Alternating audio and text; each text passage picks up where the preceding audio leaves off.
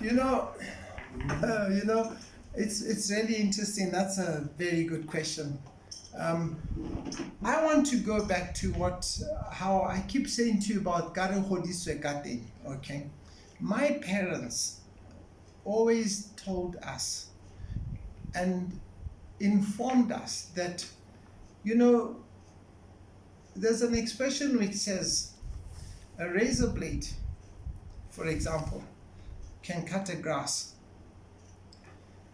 An axe can't cut a grass, but it can chop a tree. A razor blade can't cut a tree, but they both cut. And what am I saying here is that we all have our purposes in life at some stage or other, okay? To become president of the country, I think you need to be able to say, Hore, I am able to have a broad vision, bring it together for the betterment of the nation. It doesn't mean you're going to be the best at everything. Definitely not, okay? But you should have leadership skills where you are all encompassing. You bring everybody into the fold so that you listen to the small voice, you listen to the big voice, okay?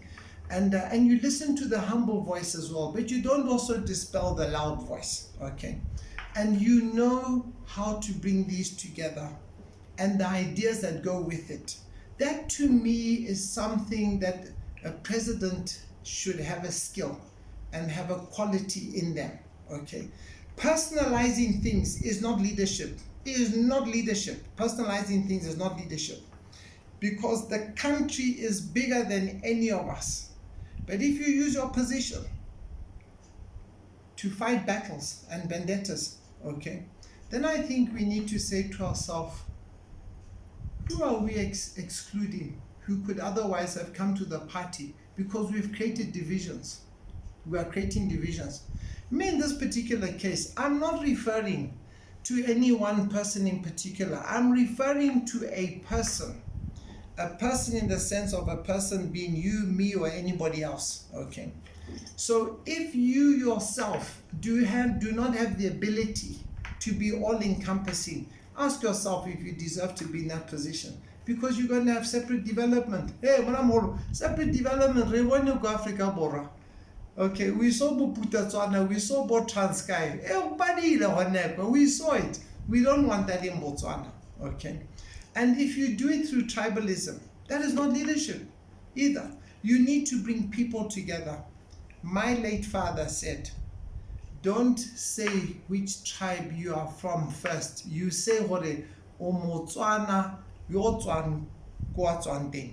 Okay? And I think that is really the level and the maturity of leadership that one needs to be able to have when you're going to lead any people, a nation, a group of people, a ministry, whatever the case may be. Try and be all-encompassing. So if my role was to be, the universe was to say, Hore, wa honna taotona, okay, I would then, first of all, discuss this with my family. And then secondly, I would then introspect and say, do I want it? Is this the right time for me? Or have I played my part? If I tick the boxes and they tick yes, yes, yes, yes, yes, yes, then I'll be available to it, okay? I think those who feel that it's their God-given right is where we have challenges, because they are not the right person to lead. And I'm not referring to your question about presidency. I'm just talking about leadership, okay? Yeah, I mean, there's so many examples I can give you. So many examples I can give you of people who, and people probably say the same about me and other people. Say, oh, you know, we would have done things differently. But you know what? As long as you try, because there's nothing worse than not trying. And if you make a mistake, own up to the mistake and say, but at least I tried, okay? So, but I would never be adverse to playing a role, irrespective of whichever party I'm in the betterment of this country. I would never be adverse to it, absolutely. If I had something that I could contribute, or leadership at the time felt that I could contribute something and came to me, I wouldn't say no. If it's for the country and the people of the country, I would never say no, absolutely. And that's why when I was in the Ministry of Youth, I started to try and change so much and indicated that we had to change and take the youth more seriously and put more funds into them. That's why I said YDF shouldn't just sit in one ministry. But you see how the thinking is. It sits with youth. That's wrong. The youth go through a process. 35-year-old youth, 35-year-old, 18 to 35-year-old is a category. There are some PSs who are 35. Are they youth? Yeah, there are some whoever specialists, engineers, mining engineers who are 35. Should we say all their privileges should come from the Ministry of Youth? No, their privileges should come from the respective special fields that they have.